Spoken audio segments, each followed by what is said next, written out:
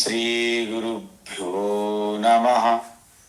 హరి ఓం. వసుదేవసుతం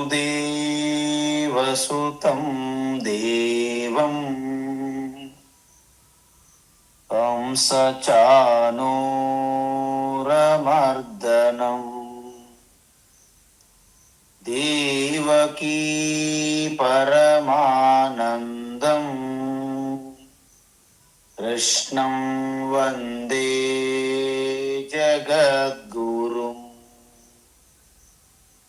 తీర్త్వా మోహార్ణవం హత్వా రాగద్వేషాది రాక్షసాం సీతా శాంతి సమాయుక్త ఆత్మా రామో విరాజతే. ఆత్మా రామో విరాజతే. ఆత్మస్వరూప బంధుగణ మనం ఇప్పుడు ఆ పరమాత్మ ఏ విధంగా జీవాత్మగా మారుతుంది అని చూశాం. అంటే అనేక జన్మల అనాదిగా తన యొక్క కర్మ, సంచిత కర్మ నుండి వచ్చినటువంటి ప్రారబ్ధ కర్మతో జన్మ స్టార్ట్ అవుతుంది, ప్రారంభమవుతుంది. దానిని అనుభవించిన తరువాత మళ్ళీ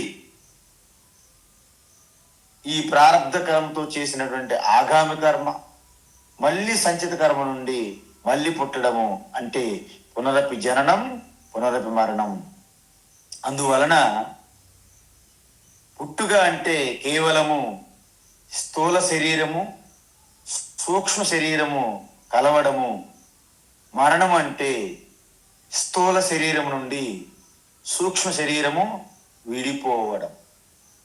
అంటే స్థూల శరీరం అనేది ఈ పంచభూతముల నుండి వస్తుంది, పంచభూతంలో కలిసిపోతుంది. సూక్ష్మ శరీరం అనేది నిరంతరము ప్రయాణిస్తుంది. ఎందుకు ప్రయాణించగలుగుతుంది? సూక్ష్మ శరీరం అంటే మనస్సు, దాని యందు పరమాత్మ చైతన్యం ప్రతిబింబిస్తున్నది కాబట్టి, దానికి చేతనం వస్తుంది కాబట్టి అది శరీరానికి ప్రయాణిస్తుంది.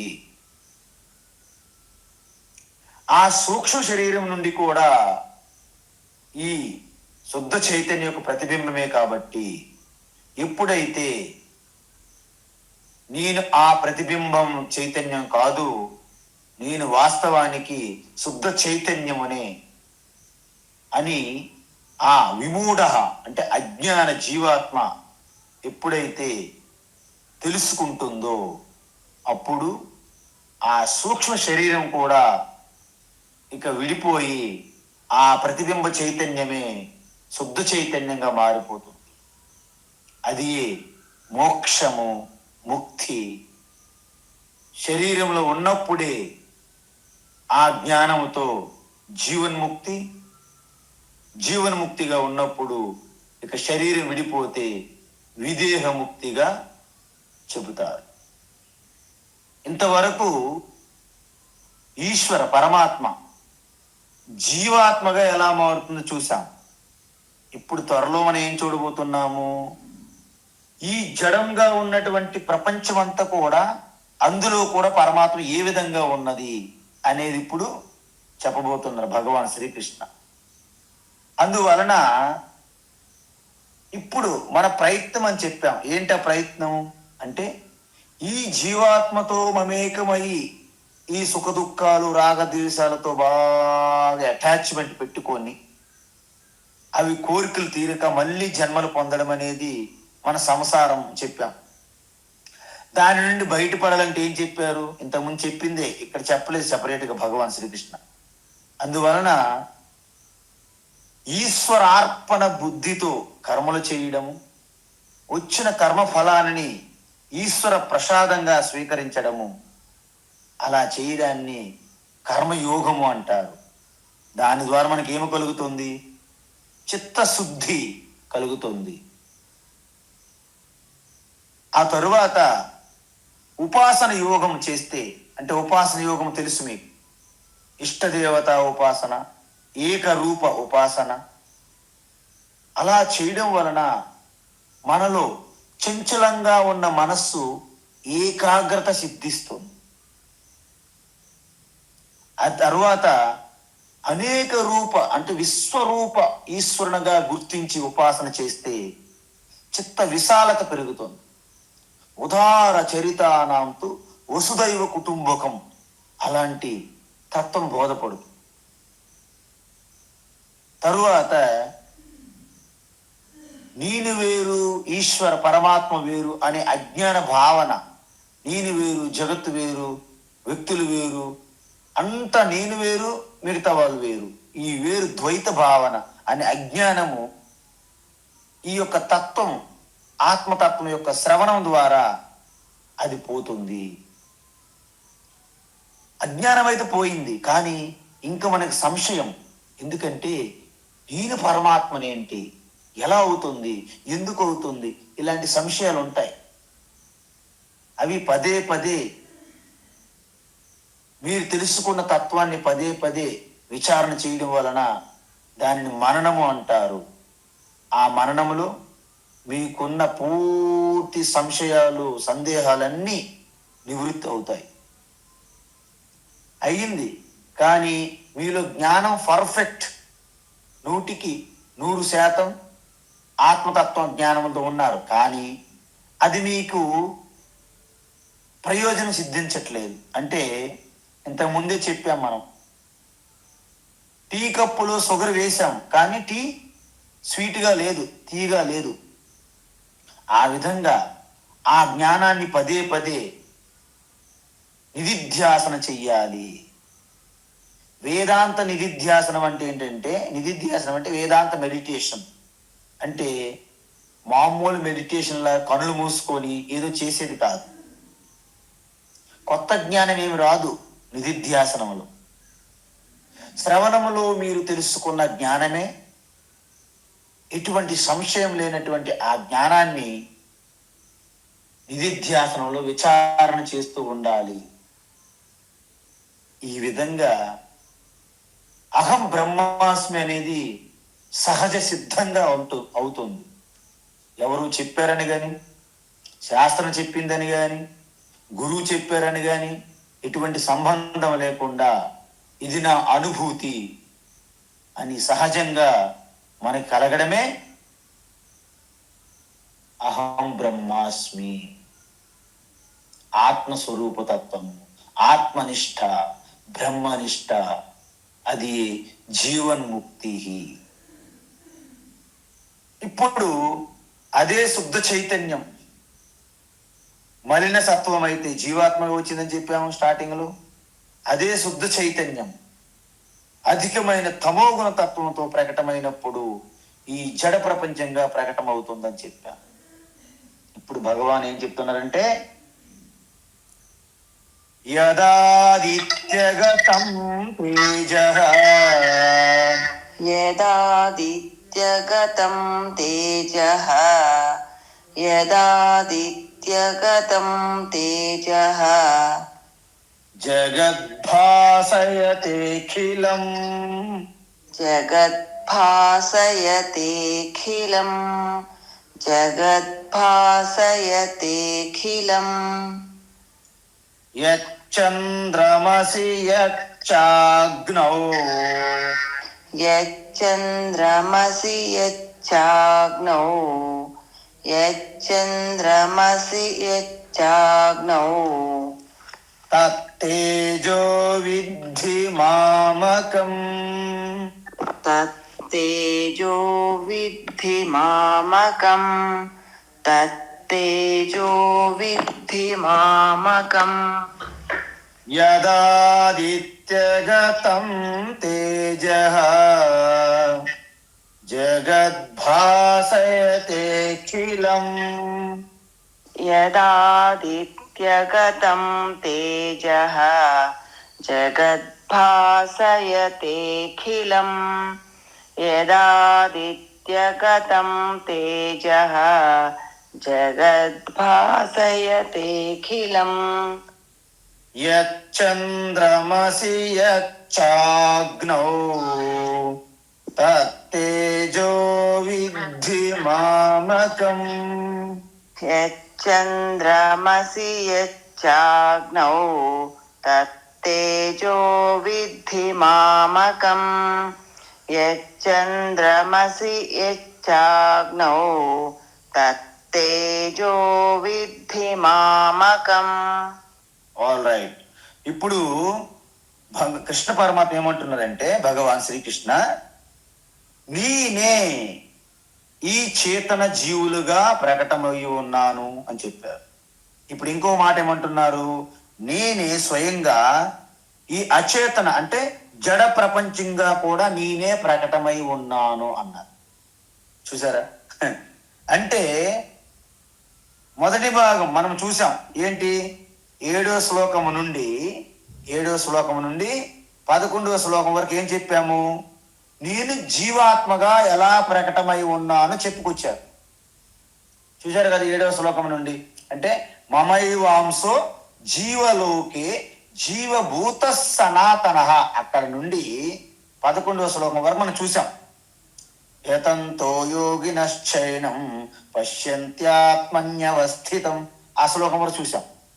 ఇప్పుడు ఏమంటున్నారు, 12వ శ్లోకము నుండి 15వ శ్లోకం వరకు ఈ జడమైనటువంటి ప్రపంచం ఉంది కదా, పంచభూతాత్మైన జడ ప్రపంచము, ఆ జడ ప్రపంచం అంతా నేనే ప్రకటమై ఉన్నాను.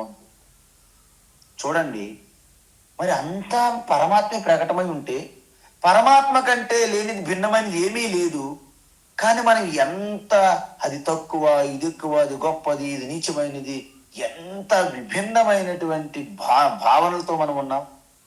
అందువలన ఉపనిషత్తులు ఆరంభం మంత్రం ఈశావాస్య ఉపనిషత్తు మొదటిసారి చెప్తాం.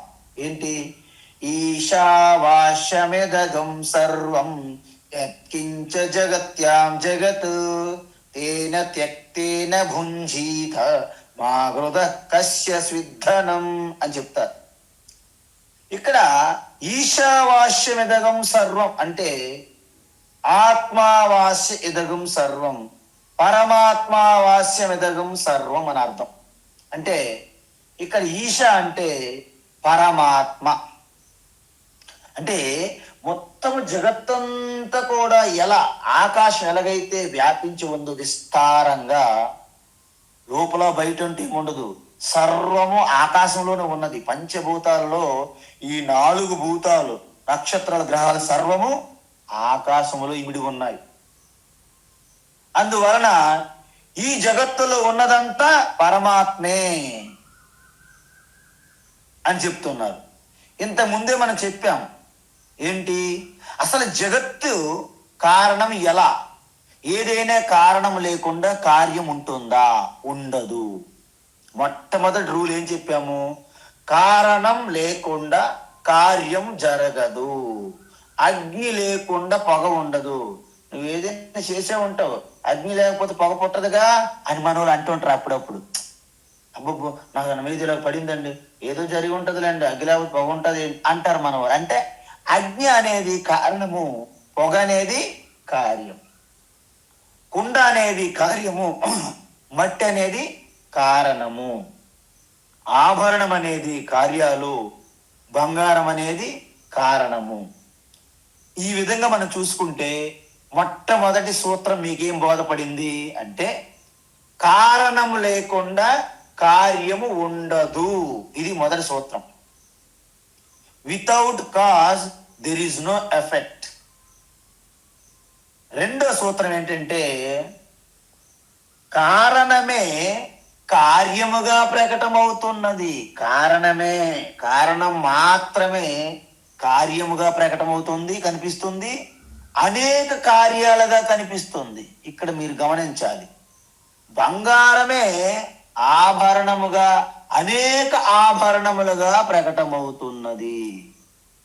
ఆ మట్టే, ఆ ఒక్క మట్టే అనేక మట్టి పాత్రలుగా ప్రకటమవుతున్నది, కనిపిస్తున్నది, ఎపియర్స్. ఇప్పుడు మీకేమర్థమైంది? కారణం ఒకటి, కార్యాలు అనేకము విభిన్నంగా ఉన్నాయి. ఎందుకంటే చెవులకు పెట్టుకునే మీ ఆభరణము మీరు చేతికి పెట్టుకోలేరు, చేతికి పెట్టుకున్నది కాలుకు పెట్టుకోలేరు, కాలుకు పెట్టుకున్నది నడుము పెట్టుకోలేరు, నడుము పెట్టుకున్నది మెడలో వేసుకోలేరు. ఇవన్నీ కూడా విభిన్నమైనటువంటి కార్యాలు, కాని కారణము ఒక్కటే. మూడోది, ఈ కార్యాలు అంటే ఆభరణములు, ఈ మట్టి పాత్రలు అనేవి ఉన్నాయి కదా, వీటి నుండి వాటి కారణం తీసివేస్తే, అంటే ఆభరణముల నుండి బంగారం తీసేయండి ఒక్కసారి, ఏం మిగులుతుంది? ఏమీ మిగలదు, హులక్కి. అంటే ఇప్పుడు చూడండి, ఈ జగత్ అనేది ఒక కార్యం మన ముందు కనిపిస్తుంది. కార్యం, ఇట్స్ ఎ ప్రోడక్ట్ లైక్ ఆభరణం. మరి దానికి కారణం ఉండాలా వద్దా? మొదటి సూత్రం ఏంటి? కారణం లేకుండా కార్యం ఉండదు. అంటే జగత్ అనే కార్యానికి జగత్ కారణం ఒకటి ఉండి తీరలా వద్దా? ఉండాలి. అది ఏమిటి? మరి మాకు తెలిస్తే మనం ఎందుకు అడుగుతాం? సరే, ఏదో ఒకటి అనుకుందాం దాన్ని. ఓం, ఏదో ఒకటి తెలియదు కాబట్టి ఓం అనుకుందాం. ఓం అనేది ఈ జగత్ అంతటికి కారణము. రెండవ సూత్రం ఏం చెప్పాము? కారణమే కార్యముగా ప్రకటమవుతుంది, అనేక కార్యములుగా ప్రకటమవుతుంది. ఇప్పుడు చెప్పండి, ఇప్పుడు జగత్తుకి కారణమైనటువంటి ఓము, ఆ ఓమే కదా జగత్తుగా ప్రకటన అవ్వాలి, కారణమే కదా కార్యంగా ప్రకటన అవ్వాలి. అంటే ఈ జగత్తు యొక్క కారణమే అనేక పంచభూతములుగా, సూర్యచంద్రులుగా, అనేక రకములుగా, జీవులుగా, వస్తువులుగా ప్రకటమైనది. ఇప్పుడు చూడండి మూడో సూత్రం, ఈ జగత్ అనే కార్యము నుండి జగత్ కారణం ఓంకారం అనేది తీసేస్తే ఏముంటుంది? ఏమీ మిగలదు మన సూత్రం ప్రకారం. ఇప్పుడు చెప్పండి, జగత్తు ఎలా స్థాయిగా నిలబడి ఉన్నదంటే దానికి వస్తున్నటువంటి ఆ ఈశ్వర శక్తి ఎలా ప్రకటమవుతుంది? సూర్యశక్తిగా, చంద్రమా శక్తిగా, అగ్నిశక్తిగా, నక్షత్రాల శక్తిగా, గురుత్వాకర్షణ శక్తి, భూమి ఆకర్షణ శక్తిగా. చూసారా? ఇన్ని శక్తులుగా యావత్తు జగత్తంతా కూడా ఆ పరమాత్మయే నిలబెడుతున్నది. సపోజ్ వీటన్నిటి నుండి ఆ పరమాత్మ శక్తి తీసేస్తే సూర్యుడు సూర్యుడిగా ఉండడు, చంద్రుడు చంద్రుడిగా ఉండడు, భూమి భూమిగా నిలబడదు, ఏమీ ఉండదు జగత్ అన్నమాట. అందువలన ఈ సృష్టంతా కూడా అంతర్యామిగా వ్యాపించి పోషిస్తూ ఉన్నటువంటి, ఆధారంగా ఉన్నటువంటి ఏ శక్తి అయితే జగత్తుగా ప్రకటమైందో ఆ శక్తి ఈ శరీరంలోను సర్వ శరీరంలోను సమంగా ఉన్నదని చెప్పారు. ఎలా? పూసలను ఎలాగైతే ఒక మన తాడు మన మెడలో వేసుకుంటే మాల ఎలాగైతే పూసలను పట్టి ఉంచుతుందో ఆ విధంగా జగత్తంతా తనలో పట్టి ఉంచుతుంది, ఇమిడ్చి ఉంచుతుంది. మత్త పరతరం నాణ్యత్ కించిదస్తి ధనంజయ మయి సర్వమిదం ప్రోతం సూత్రే మణిగణా ఇవ సమం సర్వేషు భూతేషు తిష్టంతం పరమేశ్వరం ఈశ్వర సర్వభూతానాం హృద్దేశేర్జున తిష్టతి భ్రామయన్ సర్వభూతాని యంత్రారూఢాని మాయయా. సకల పూసలకు ఎలాగైతే ఆ దారం పట్టి ఉంచుతుందో సమానంగా సకల సృష్టి అంతా సమానంగా ఈశ్వర వ్యాపించి ఉన్నది. ప్రతి హృదయ స్పందన వెనక ఈశ్వరు యొక్క అనుగ్రహం ఉన్నది అని చెప్తున్నా. ఇప్పుడు మీకు ఒక డౌట్ రావాలి, కారణములంటే ఒకే కారణమా, వేరు వేరు రకాల కారణాలు ఏమైనా ఉంటాయా అంటే ఇక్కడ ఏమంటున్నారంటే రెండు కారణాలు ఉంటాయి అని చెప్తున్నారు. ఏంటవి? మట్టి తీసుకుందాం. మట్టి తనంతట తానుగా కుండ అవుతుందా? కాదు. మరి మట్టిని కుండగా చేయాలంటే ఎవరు ఉండాలి? కుమ్మరివాడు ఉండాలి, కుమ్మరి కావాలి. మరి జగత్తు తనంతట తానుగా జగత్ అయిపోతుందా? మరి జగత్తుని జగత్తుగా చేయడానికి ఒక జగదీశ్వరరావు ఒకడు ఉండాలి కదా. జగదీశ్వరరావు లేకపోతే జగదీశ్వర. కాబట్టి ఇక్కడ ఏమంటున్నారంటే, ఇదేమైనా మట్టి బంగారం కాదండి, దాన్ని తయారు చేయడానికి ఇంకోటి అవసరం కావడానికి. ఇదంతా అండపిండ బ్రహ్మాండం అంతా ఒకే తత్వంగా వ్యాపించి ఉన్నది. దాని నుండి స్వతహాగా ప్రకటమవుతున్నది. స్వతహాగా ఎలా ప్రకటమవుతుంది? యథోరణాభిసృజతే గృహ్ణతే చ. మన సాలెపురుగు చూసాం ఇంతకుముందు ఉదాహరణ. సాలెపురుగును తన నుండే ఎలాగైతే ఒక గూడు కట్టుకుంటుందో మళ్ళీ తనలోకే అది తీసుకుంటుంది. దానికి రెండు కారణాలు లేవు, ఒక్కటే కారణం. ఆ విధంగా ఈ సృష్టి అనేది పరమాత్మ యొక్క ప్రొజెక్షన్. ఎలాంటి ప్రొజెక్షను? మనలాగే మనం కూడా చాలా ప్రొజెక్షన్ సృష్టిలు చేస్తాం. మన సృష్టి అద్భుతమైన సృష్టిలు చేస్తుంటాం, తెలుసా మీకు? రోజు మనం సృష్టి చేస్తున్నాం. ఇప్పుడు పడుకునేటప్పుడు మీ స్వప్నం అనే ప్రపంచాన్ని మనం నిర్మిస్తున్నాం ప్రతిరోజు. అంటే కేవలము ఒక వ్యవహారికమైనటువంటి జీవి, ఒక మనిషి, ఒక జీవి స్వప్నం అనే ప్రపంచాన్ని నిర్మిస్తుంటే శుద్ధ చైతన్యం అనే పరమాత్మ ఈ జగత్తు అనే ఒక స్వప్నాన్ని నిర్మిస్తున్నారు. అందుకే ఈ విషయాన్ని ప్రాతస్మరామి స్తోత్రంలో కూడా భగవాన్ శంకరాచార్య చెప్పారు. ఏంటి? ప్రాతర్నమామి తమస పరమర్కవర్ణం పూర్ణం సనాతన పదం పురుషోత్తమాఖ్యం యస్మిన్నిదం జగదశేషమశేషమూర్తో రజ్వాంభుజంగమహివ ప్రతిభాసితం వై. చూసారా? ఆ సనాతనమైనటువంటి పూర్ణం, అనంతము, సత్యం, జ్ఞానం, అనంతం బ్రహ్మ కేవలము ఒక సంధ్యా సమయములో కొద్దిపాటి వెలుతురు కొద్దిపాటి చీకటి ఉన్నటువంటి ఆ సంధ్యా సమయములో సరిగ్గా మనం తాడును చూడలేక పాముగా ఎలా భ్రమపడి భయపడుతున్నామో అదేవిధంగా ఆ శుద్ధ చైతన్య పరమాత్మ యందు ఈ జగత్తనే, అంటే పరమాత్మ అనే తాడు రూపంగా ఉన్నటువంటి ఉదాహరణలో పరమాత్మ యందు పాముగా రూపంగా ఉన్నటువంటి జగత్తును మనము దర్శిస్తున్నాము. అందుకే కర్పూర గౌరం కరుణావతారం సంసార సారం భుజగేంద్రహారం. చూసారా? ఈ సంసారాన్ని మనం భయపడుతుంటే దేవోంకే దేవ్ మహాదేవ్ తన మెడలో హారంగా వేసుకున్నారు. సంసారం అనే అహంకార రూపంగా ఉన్నటువంటి పాముని కోరలు తీసేసి తనకు ఆభరణంగా మార్చుకుంటారు. అందువలన ఈ జగత్తు చూసి మనం ఏదైతే సంసారము, నేను గృహస్థులు, నేను సంసారిని, నాకు అనేక సుఖ దుఃఖాలు, లాభ నష్టాలు, కలిమిలేములు కష్ట సుఖాలు కావడిలో కుండలనే భయమేలో భయపడుతున్నాం మనం.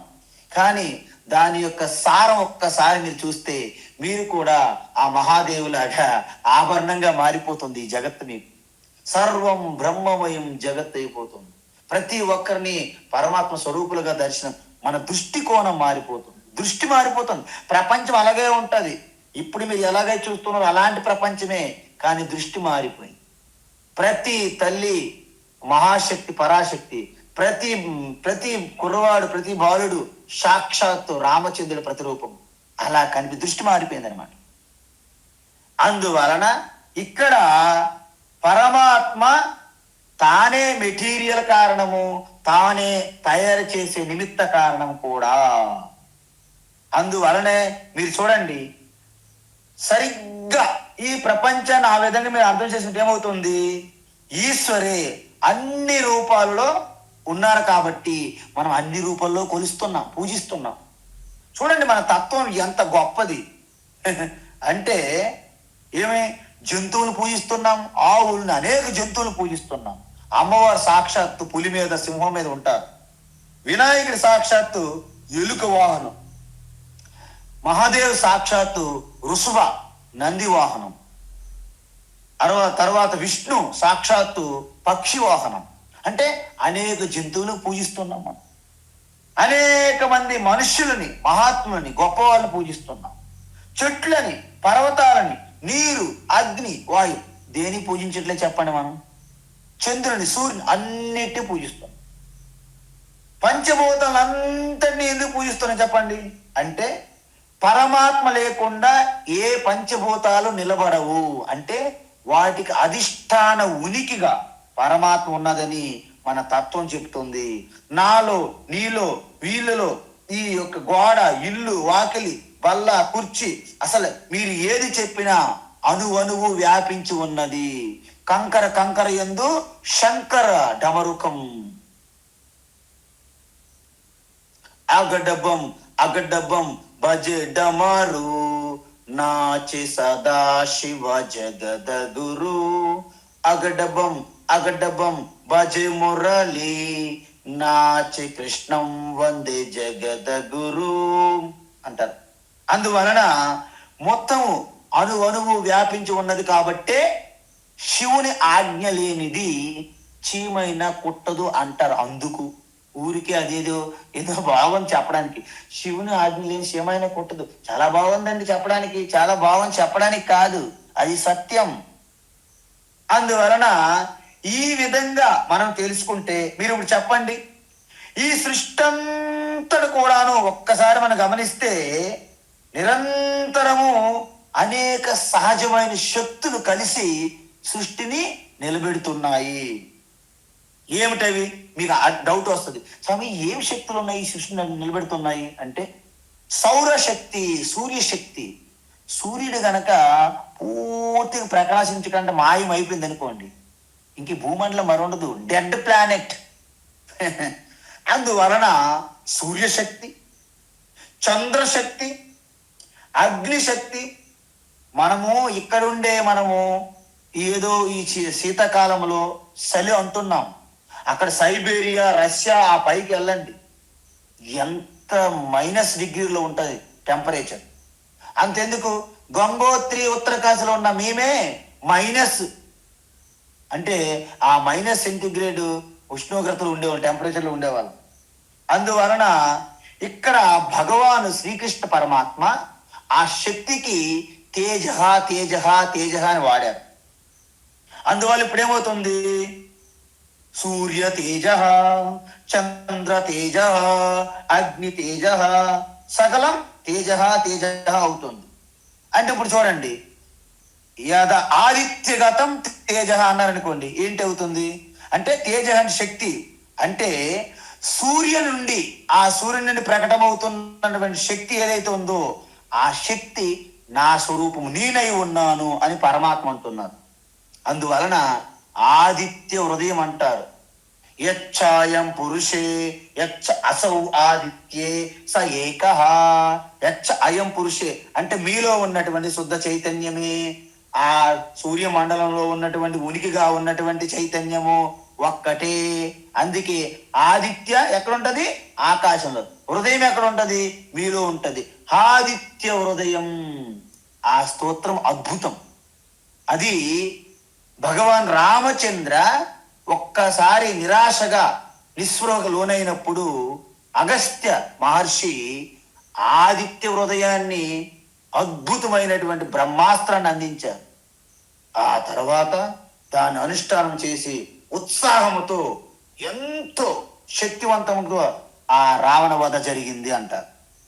కాబట్టి ఇక్కడ ఆ యొక్క సూర్యుని యొక్క శక్తి ఎలాగైతే జగత్తంతటికి కూడా ఉపయోగపడుతుందో ఆ శక్తి ఎవరిది కాదు, అది నేనే అయి ఉన్నాను అంటున్నారు భగవాన్. అఖిలం జగత్ భాషయతి. చూసారా, సూర్యుడు ఈ జగత్తంతటికి నేత్రం అని చెప్తారు. ఈ జగత్తుకి నేత్రం ఎవరు? సూర్య భగవాన్.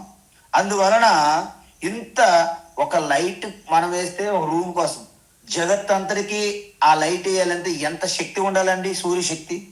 ఆ శక్తి ఎవరిదో కాదు, నేనే అంటున్నారు భగవాన్ పరమాత్మ. అదే విధంగా చంద్రమసి తేజ అంటే అన్నిటికీ తేజ తేజ కలుపుకోవాలి మీరు. చూడండి, పగటిపూట మిట్ట మధ్యాహ్నం వేసవి కాలంలో మండిపోతాం మనం. రాత్రిపూట ఎంత చల్లని ఆ వెన్నెలిస్తే అది ఎంత ఆనందకరం అండి. అప్పుడు అనిపిస్తుంది చంద్రుని యొక్క గొప్పతనం. సూర్యునితో మనము పడే బాధ అప్పుడు తెలుస్తుంది. ఒక్కొక్కసారి చలికాలంలో ఎప్పుడు సూర్యుడు వస్తాడని ఎదురు చూస్తుంటాం మనం. కాబట్టి ఇదంతా బ్యాలెన్సింగ్ అనమాట. అంటే ఈ జగత్తు సృష్టి అయిన తర్వాత ఆ పరమాత్మ దగ్గర రిమోట్ కంట్రోల్ ఉంచుకున్నారు. మిమ్మల్ని బాగా వేడి చెయ్యాలా, బాగా చల్లని చెయ్యాలా, బ్యాలెన్స్ చెయ్యాలా, ఇవంతా కూడా ఆ పరమాత్మ చేతిలో రిమోట్ పగ్గాలు ఉన్నాయన్నమాట అర్థం. అందుకే మనము ఏమీ తెలుసుకోకుండా విర్రవీగుతుంటాం. మన చేతిలో ఏమీ లేదు. అందుకే బ్రాహ్మయన్ సర్వభూతాని యంత్రారూఢాని మాయయ. మనం తోలుబొమ్మలు ఆడిస్తున్నటువంటి ఒక జంత్రగాడు, ఒక మాయల ఫకీర్ అనమాట ఆ పరమాత్మ. కాబట్టి ఆ ఫకీర్ దగ్గర మనం తోలుబొమ్మలు లాంటి వాళ్ళం. అందువలన అగ్ని తేజ, ఇక్కడ అగ్ని కూడా ఆ అగ్నిలో ప్రకాశించి దహిస్తున్నటువంటి శక్తి నా తేజమే అంటున్నారు. తేజ అది మామకం విద్ధి, అవన్నీ నేనే అని తెలుసుకో అర్జున అంటున్నారు. చూడండి, అందుకే ఉదయం లేచిన వెంటనే సూర్యునికి ప్రార్థన. అసలు సూర్య ప్రార్థన, సూర్య నమస్కారం లేకుండా అసలు ఏ కార్యక్రమం స్టార్ట్ చేయరు. ఎందుకంటే సూర్యోదయం ముందే మనము లేచి స్నానపానాలన్నీ చేసుకొని సూర్యుని ఆహ్వానించాలి. అది మన సనాతన ధర్మం యొక్క సంప్రదాయం. మనమేమో పగలేమో 12 గంటలు లేస్తాము, రాత్రి ఏమో 2 గంటలు పడుకుంటాము. అసలు సూర్యోదయం అనేది తెలియదు. అసలు ఇప్పుడంతా 24 అవర్స్ వర్క్ ఫ్రమ్ హోము, ఇవన్నీ తర్వాత పబ్బులు క్లబ్బులు ఎన్ని ఉన్నాయి. కాబట్టి మనకి పగల సూర్య అస్తమో తెలియదు, సూర్యోదయమో తెలియదు, రెండూ లేవు మనకి. ఊరికే మన పుస్తకాలు చదువుతుంటాం, టీవీలో చూస్తుంటాం. సన్ రైజ్, సన్సెట్, గ్రహణాలు ఇవన్నీ టీవీలో చూసినవే తప్ప బయట ఎవరు ఏం చూడట్లేదండి. అంటే మనం పూర్తిగా ప్రకృతి నుంచి విడిపోయాము. నిజంగా దీన్నే అనాది అంటారు. మనం నిజంగా అనాథులని భ్రమపడుతున్నాం. అనాథులు అంటే ఎవరు లేరు. ఎవరైతే ఈ ఈశ్వర యొక్క గొప్పతనాన్ని గ్రహించలేక, గమనించక, ప్రకృతి యొక్క గొప్పతనాన్ని ఆనందించకపోకుండా ఎవరైతే ఉంటారో వారు అనాథులు. అనాథకే నాథ దీన బంధు తుముగో ఆనంద రూపా అవో మహదేవ దర్శన దీజో తుమో జగత కే దాత. తల్లి మహాదుర్గా దర్శన దీజో తుమో జగత కే మాత. ఆ ప్రకృతి మాత తల్లి జగన్మాత, జగదీశ్వర, జగతపితర వందే పార్వతీ పరమేశ్వరు. వాళ్ళ గుర్తిస్తే అదండి అసలైన జ్ఞానం, అదేంటి అసలైనటువంటి కృతకృత్యత. మీ అందరికీ తెలుసు, కుమారస్వామి జగత్తంతా తిరిగి రావాలి అంటే ఈ నెమల వాహనం వేసుకొని మొత్తం బ్రహ్మాండం తిరిగి వస్తుండే. పాపం తిరగాల కదా 3 సార్లు, ఒక ప్రదక్షిణ కాదు అది. మరి జ్ఞాన స్వరూపమైనటువంటి గణేష్ భగవాన్ ఏం చేశారు? పార్వతీ పరమేశ్వరు చుట్టూ 3 సార్లు తిరిగాడు. అసలే వాహనం కదలదు, ఎలుక వాహనం. మనవాడు ఈమె చిన్నపిల్లలు కాదు, స్థూలకాయత్వం. అప్పటికే ఉండ్రాలన్నీ బాగా తిన్నాడంట. ఇంకా బరువుకి ఇంకో బరువు. కాబట్టి తల్లిదండ్రుల చుట్టే ఆ జగతికి పిత జగదీశ్వర, జగతికి మాత జగన్మాత పార్వతీదేవి. అయిపోయింది, బ్రహ్మాండం అంతా తిరిగినట్టే. అందుకే అక్కడి నుండే మాతృదేవో భవ, పితృదేవో భవ. ఆ పరమాత్మయే మనకు ప్రతిరూపాలుగా మాతాపిత ఉన్నారు. అంతేగాని తల్లి జగన్మాత లాంటిది కాదు. జగన్మాతే తల్లిగా ప్రకటన అవుతుంది. అది మనం తెలుసుకోవాలి. అది మనం చెప్పట్లేదు. కేవలం ఏదో బోర్డుల మీద రాసేస్తాం, మాతృదేవో భవ, పితృదేవో భవ, వాటి మీద సినిమాలు కూడా వస్తాయి. ఇక అంతా కవిత్వం. దాని ఎసెన్స్ పోయింది ఇప్పుడు. అందువలన ప్రతి దాంట్లో కూడా కనిపిస్తున్నటువంటి ఆ శక్తి నా స్వరూపంగా తెలుసుకో విద్ధి. అందువలన ఇప్పుడేమంటున్నారు అంటే, ఇప్పటి వరకు వాటి యొక్క ముఖ్యమైనటువంటి నా యొక్క శక్తి ఏముందని చెప్పారు. అందుకే 10వ అధ్యాయం ఏం చెప్పారు? ఈ బ్రహ్మాండములో ఉన్నటువంటి గొప్ప గొప్ప విభూతులు ఏమున్నాయో అవన్నీ నా విభూతులే, ఇంకా మిగిలి ఉన్నవన్నీ నావే, ఇంకేది గొప్పది కనిపించినా అది మమ తేజోంశ సంభవం అని చెప్పారు అక్కడ. కాబట్టి ఇక్కడేం చెప్తున్నారు? వాటి యొక్క గొప్పతనం అంటే సూర్యశక్తి యొక్క గొప్పతనం ఏమిటి, చంద్రశక్తి యొక్క గొప్పతనం ఏమిటి, అగ్ని, వాటి గురించి ఇంకా కొనసాగిస్తున్నారు భగవాన్. అంటే నేను ఈ జడమైనటువంటి ప్రపంచంగా ఏ విధంగా ప్రకటమయ్యి ఎలా స్థితిగా ఈ జగత్తును కాపాడుతున్నాను అని చెప్తున్నారనమాట. గామా విశ్వస భూతాని गामाविश्य च भूतानि गामाविश्य च भूतानि धारयाम्यहमोजसा धारयाम्यहमोजसा धारयाम्यहमोजसा पुष्णामि सौषधीः सर्वाः पुष्णामि चौषधीः सर्वाः पुष्णामि चौषधीः सर्वाः सोमो भूत्वा रसात्मकः सोमो भूत्वा रसात्मकः सोमो भूत्वा रसात्मकः गामाविश्य च भूतानि धारयाम्यहमोजसा गामाविश्य च भूतानि धारयाम्यहमोजसा गामाविश्य च भूतानि धारयाम्यहमोजसा पुष्णामि सौषधीः सर्वाः सोमो भूत्वा रसात्मकः पुष्णामि चौषधीः सर्वाः सोमो भूत्वा रसात्मकः पुष्णामि चौषधीः सर्वाः सोमो भूत्वा रसात्मकः. ఇక్కడ గాం అని వచ్చింది. గాం ఆవిశ్య, చూసారా? గాం ఆవిశ్య. గాం అంటే అనేక అర్థాలు ఉంటాయి. ఇక్కడ భూమి అని అర్థం తీసుకోవాలి. భూమి, ఓకే. అక్కడ నుండి గాయి అంటే ఆవు, అక్కడ నుండి ఇంద్రియములు, అన్ని చాలా అర్థాలు వస్తాయి. కానీ ఇక్కడ గాం అంటే భూమి, ఆవిశ్య అంటే భూమి యందు ప్రవేశించి.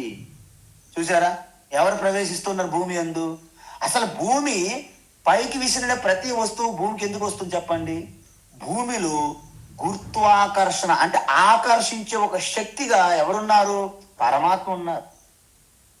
అందువలన ఏమంటున్నారు ఇక్కడ?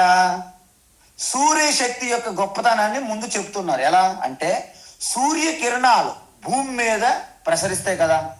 అంటే ఉదయించిన తర్వాత మొత్తము ఉషోదయ కిరణాలు అని చూడండి, మనకి రామోజీ ఏదో ప్రొడక్షన్ ఉంటుంది, ఉషా కిరణ మూవీస్ అంటారు.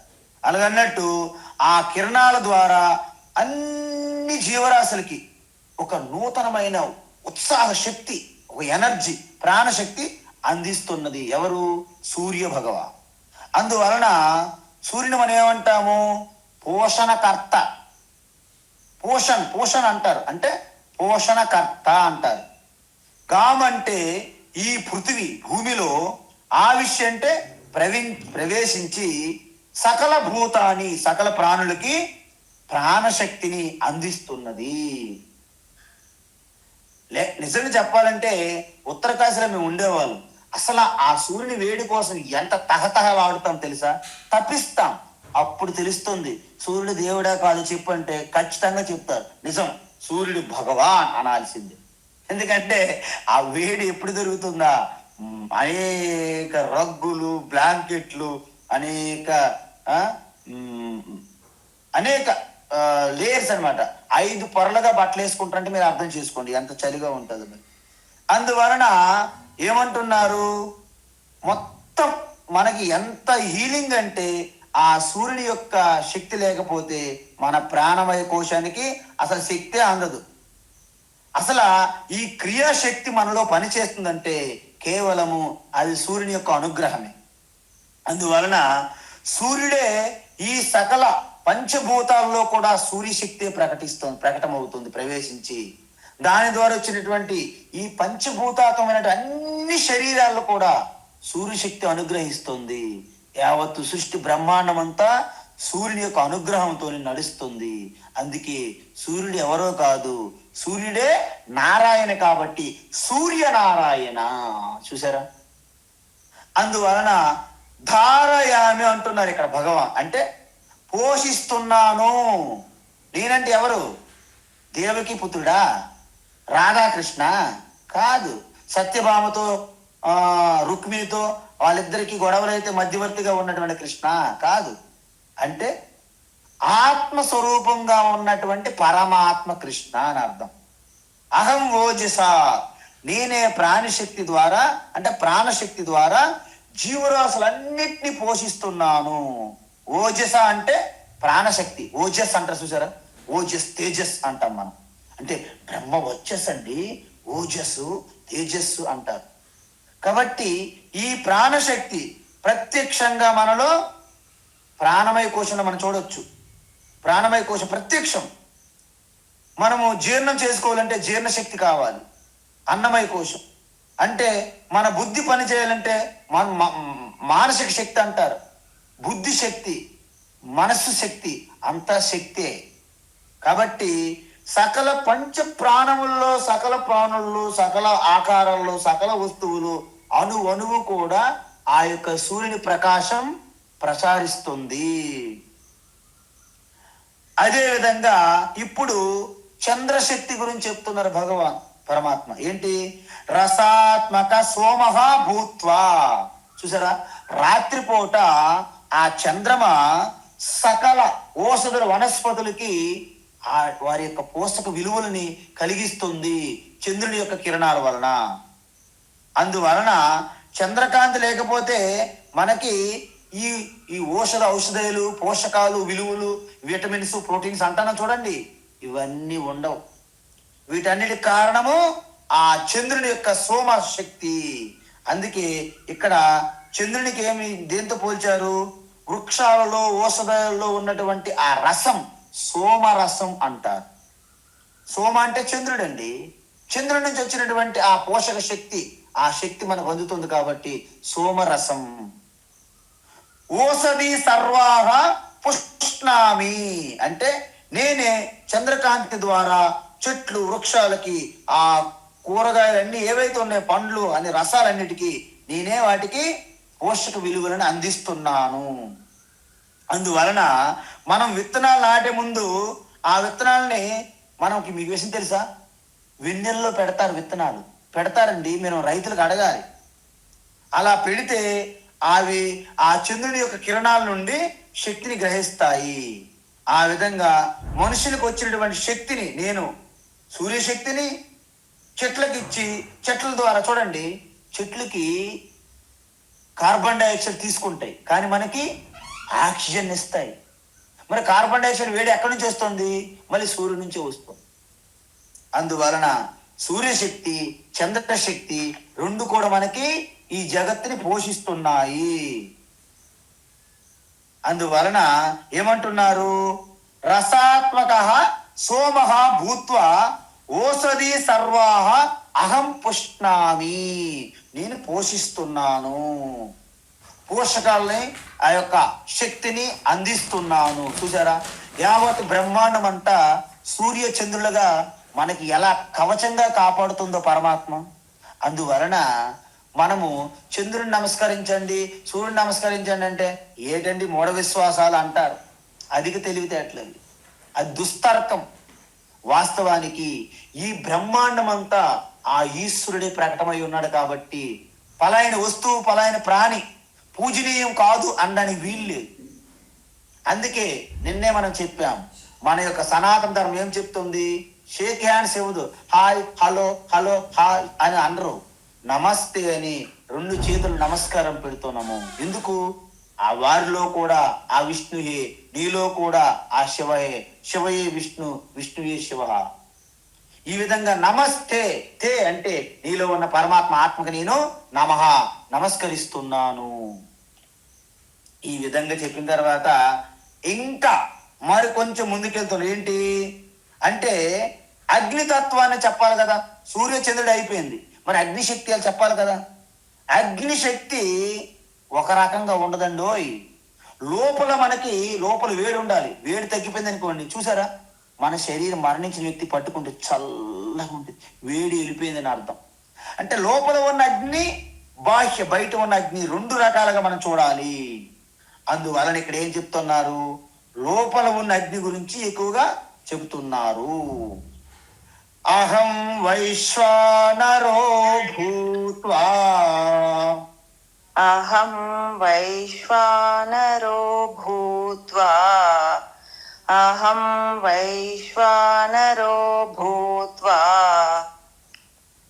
ప్రాణినాం దేహమాశ్రితః, ప్రాణినాం దేహమాశ్రితః, ప్రాణినాం దేహమాశ్రితః ప్రాణాపాన సమాయుక్తః, ప్రాణాపాన సమాయుక్తః, ప్రాణాపాన సమాయుక్తః పచామ్యన్నం చతుర్విధం, పచామ్యన్నం చతుర్విధం, పచామ్యన్నం చతుర్విధం. అహం వైశ్వానరో భూత్వా ప్రాణినాం దేహమాశ్రితః, అహం వైశ్వానరో భూత్వా ప్రాణినాం దేహమాశ్రితః, అహం వైశ్వానరో భూత్వా ప్రాణినాం దేహమాశ్రితః ప్రాణాపాన సమాయుక్తః, పచామ్యన్నం చతుర్విధం, ప్రాణాపాన సమాయుక్తః, పచామ్యన్నం చతుర్విధం, ప్రాణాపాన సమాయుక్తః, పచామ్యన్నం చతుర్విధం. మీరు మొదటే చెప్పాను ఈ అధ్యాయం. ఈ శ్లోకం అండి ముఖ్యమైన శ్లోకం కాబట్టి ప్రతి ఆశ్రమములోను ప్రతి సాంప్రదాయబద్ధమైనటువంటి ప్రతి ఇంట్లో కూడా ఈ శ్లోకము భోజనం భిక్ష తీసుకునేటప్పుడు ఈ శ్లోకం మనము చదువుతాం ప్రార్థనా శ్లోకంగా. ఎందుకంటే ఇది ప్రార్థన చేసి మనం భోజనం చేస్తే మన డ్యూటీ అయిపోయింది. తర్వాత 2వ షిఫ్ట్ ఎక్కాలి కదా, డ్యూటీ ఎక్కాలి కదా. పరమాత్మ ఆయన జీర్ణం చేస్తే కదా.